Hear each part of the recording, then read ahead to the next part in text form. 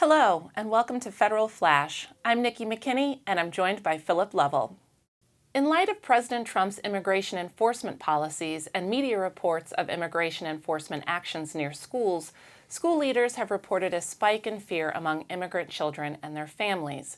And now congressional Democrats are calling on the Trump administration to guarantee that schools continue to be safe places for all students and their parents.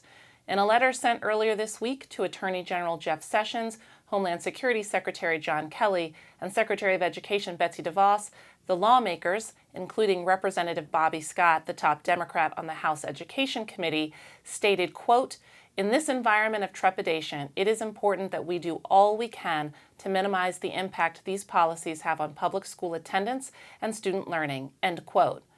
As efforts to deport undocumented immigrants ramp up, it's important to remind the administration that the Supreme Court ruled more than 30 years ago that states cannot deny students a free public education on account of their immigration status. In other news this week, states started turning in their ESSA plans. For more on that, let's turn to Philip. Thanks, Nikki. It's time to get out our reading glasses. ESSA state plans are rolling into the U.S. Department of Education. Education Week reports that 9 states have submitted their plans, and another 6 states are in the process of finalizing them before the department's deadline of May 3rd. We've started reading the plans, and we're finding some promising policies and some that we hope are modified.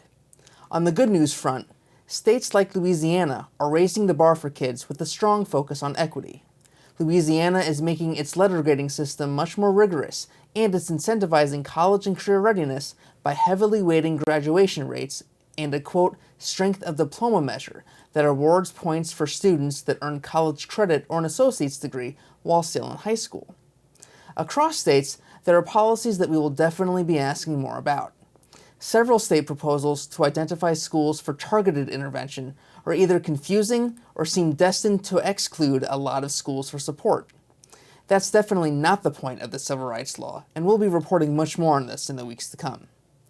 Most states will submit their ESSA plans in September, and while we often look to the State Department of Education when discussing state plans, there are many other state policymakers in the mix that want to have a say. State boards, governors, and legislators, for example.